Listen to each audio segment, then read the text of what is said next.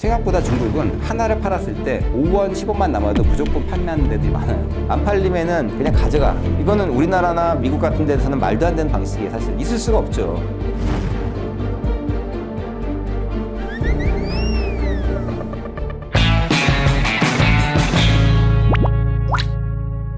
무슨 얘기든 이 집에서 들으면 더 맛있습니다. 귀에 빡 박히게 설명하는 귀에 빡 종원입니다. 테무는 사실은 미국의 진심입니다. 미국을 좀 넘어서 전 세계 50개국에 동시에 테무가 진출을 했는데 사실상 세계 시장을 한 번에 장악하겠다라는 좀 약간 대마왕 같은 꿈을 꾸고 있어요. 알리는 사실 이제 이걸 서로 연결만 해주는 역할이었는데 이렇게 직접 물건을 자기네가 위탁을 받아가지고 판매를 하는 이 물건 판매에 직접 개입을 하는 방식은 원래는 이 테무의 모기업인 핀더더가 먼저 했던 거거든요. 알리가 어쨌든 효과를 봤잖아요. 왜냐면 당장 뭐 뉴스에 나온 것만 해도 이 광고 효과가 엄청난데. 그렇죠. 정확히 말하면은 알리가 테무를 따라한 거예요. 이 자체가. 테무가 중국 내에서는 업체마다 상품만 모아가지고 기존에는 물론 망만 연결하면 됐는데 글로벌로 가기 위해서는 직구란 형태를 보내야 되기 때문에 그러려 그러면은 아주 일사불란하게 그것들을 굉장히 빠른 속도로 그 다음에 전략을 짜가지고 움직여야 돼서 테무에는 100만 개 상품들을 본인들이 직접 선정을 해서 그것들을 가격을 결정을 하고 그리고 마케팅 방법도 결정을 하고 물류까지도 직접 태우는 방식이거든요. 그걸 완전 위탁이라 그러는데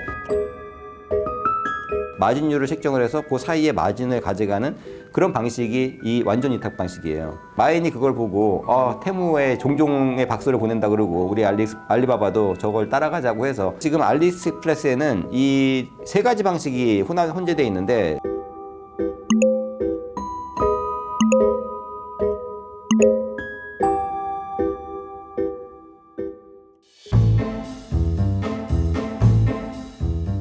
그게 매입을 하는 건가요? 그게 중요한 거예요. 내가 이걸 10만 개를 가지고 왔는데 10만 개 중에서 1만 개를 팔았다. 그리고 나서 나머지 9만 개가 남았는데 이게 안 팔리는 거예요. 이제 안 팔리면은 그냥 가져가면은 다른 제품을 또 발주를 하다 하는 거예요. 이거는 우리나라나 미국 같은 데서는 말도 안 되는 방식이에요. 사실 있을 수가 없죠. 물건을 가져와가지고 안 팔린다고 반품한다는 건 말이 안 되잖아요. 반품 자체가 안 되는데. 근데 아직 중국은 그런 제도가 없다는 거죠. 공정거래라든지 뭐 이런 뭐 반품에 대한 법률이라든지 이게 없어요. 그럼 제조사가 그 손에 그대로 떠안는 거 아니에요? 맞습니다. 제조사는 그걸 가지고 가가지고 또 다른 사이트에서 판매를 하거나 아니면 또 뭐 본인들이 덤핑으로 또 뭐 판매를 하거나 폐기를 하거나 이렇게 될 수밖에 없는 거죠. 그게 중국은 되는 거군요. 중국은 돼요. 왜냐하면 중국 같은 경우가 280만 개 공장이 있는데 그거는 공식적으로 등록된 공장이고요. 등록 안 돼서 움직이는 공장들까지 하면 한 1,400만 개까지 된다 그러더라고요. 중국은 이 생산자가 어마어마하게 많기 때문에 이 업체가 아니더라도 얼마든지 다른 제품을 공급받을 수가 있어요. 그래서 테무 같은 경우에는 5일마다 재비딩을 해요. 빠르면 5일마다. 테무는 지금 왕정이 원래 구글의 엔지니어 출신이기 때문에 인공지능 전문가이기 때문에 처음부터 테무라는 사이트에 MD를 아예 두질 않았어요. 어떤 상품을 판매해야 되고 공개 입찰을 경쟁을 하면 어떤 방식으로 이거 판단을 해서 누구를 선정할지 이거 전부 AI가 하기 때문에 시도 눈물도 없이 가차 없이. 예, 전혀 그게 없습니다.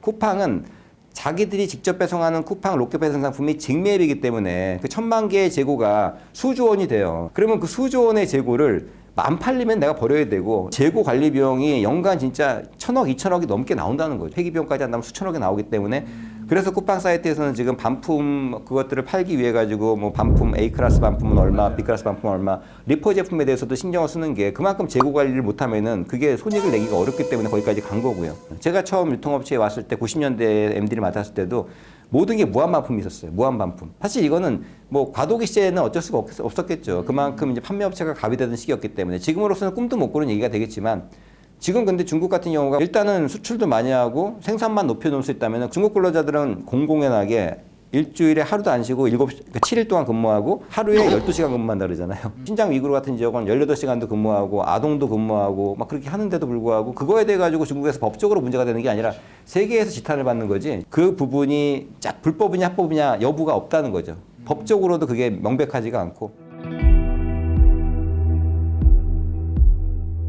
직구 물류로 인해서 수혜를 보는 업종도 분명히 있어요. 대표적으로 대한항공이나 아시아나항공이 굉장한 수혜를 보고 있어요. 그런가 하면은 이 CJ 대한통운은 알리와 전속 계약을 맺어서 하고 있죠. 그 다음에 한진이 테무와 전속 계약을 맺어서 하고 있어요. 이 물류 회사들은 이 엄청난 물건이 지금 중국에서 들어오면서 굉장히 수혜를 노리고 있습니다. 이렇게 우리나라에도 분명히 직구로 인해 수혜를 누리는 기업들이 있거든요. 여기서 창출되는 일자리도 있고요. 제조가 타격을 입으면서 물류는 사실은 돈을 많이 벌고 있거든요. 대한통운이나 한진이나 뭐 여러 가지 경동택배 같은 소형 택배사들이나 그리고 대한항공이나 아시아나 다 지금은 나름대로 수익이 되니까 오히려 환영을 하는 입장이죠. 테무 물건이 우리나라에서 나가는 게 많아요. 테무는 한 개를 팔 때마다 상품을 미국에 팔 때마다 7달러씩 적자를 봤어요. 그만큼 적자가 남에도 불구하고 미국을 공략하기 위해서 이미 시작을 한 거고 그 부분을. 그리고 그 적자의 대부분이 아마 물류비라는 거죠.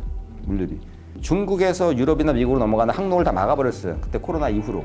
그리고 아직도 그게 100% 뚫리지가 않았습니다. 그러다 보니까 항공료가 엄청나게 올라갔어요. 그래서 테무가 선택한 게 산동성에서 컨테이너선을 타고 인천항까지 와가지고 인천공항까지 인천에서 우리나라 비행기로 글로벌로 보내는 거예요. 아시아나나 대한항공은 특수를 누리고 있는 거죠. 물론 자국 항공으로 나가는 경우도 많이 있지만 우리나라 비행기를 타고 글로벌로 나가는 물량이 상당히 많다는 거죠. 그것들을 뭐 통관을 하고 분류를 하고 배송을 하는 그 부분도. 그래서 택배업도 뭐 CJ 같은 경우에는 거의 뭐 한 50% 이상 시가 초기에 올랐다가 다시 약간 주춤하긴 하는데 그런 영향이 있었던 거죠. 그렇지만 그거가 나중에 이제 거꾸로 주객이 전도가 돼버린다면은 후사고평이 될 수 있는 거죠. 뭐 일례로 지금 비딩이 진행되고 있는데 작년에 대한통운이 굉장히 많은 투자를 했었어요. 뭐 이런 시설이라든지 인력이라든지 여러 가지 막 24시간 돌리면서 알리익스프레스의 그 직구 물량을 한 3천만 개 이상을 처리해 줬거든요.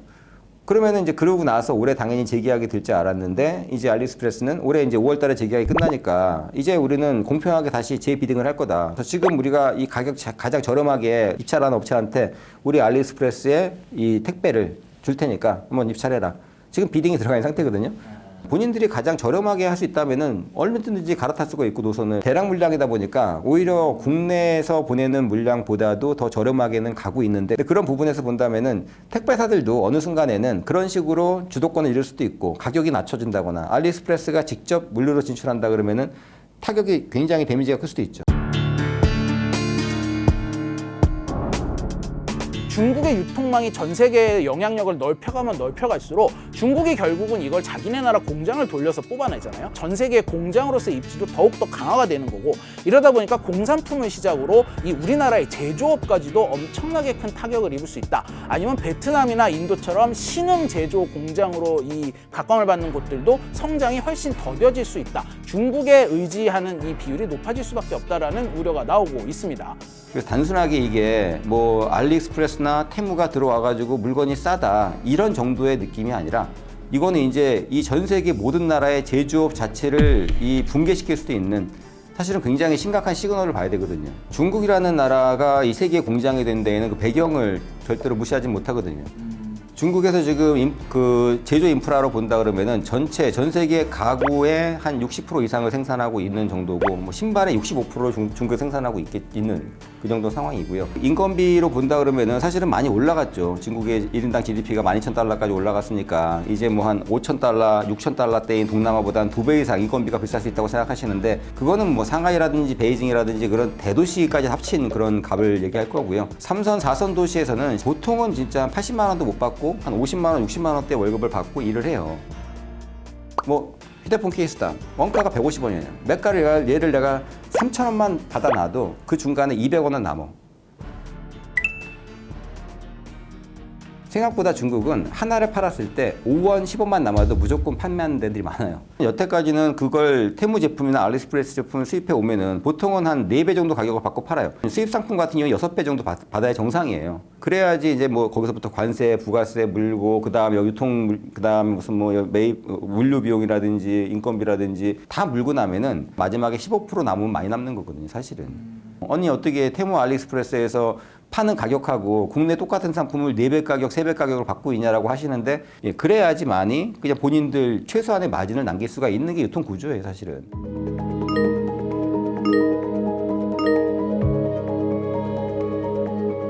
사실 우리가 이마트 걱정하고 쿠팡 걱정하는 거 사실 소비자에 싸게만 사면 그만 아니겠습니까? 쿠팡 걱정을 솔직히 왜 줘야 돼요? 돈 잘 벌고 있는데. 근데 쿠팡 걱정을 해서가 아니라 이러면 경쟁이 또 기업들 간의 경쟁이 줄어들어 버리잖아요. 고스란히 다 우리 소비자의 부담으로 돌아올까? 그게 심히 우려스럽습니다.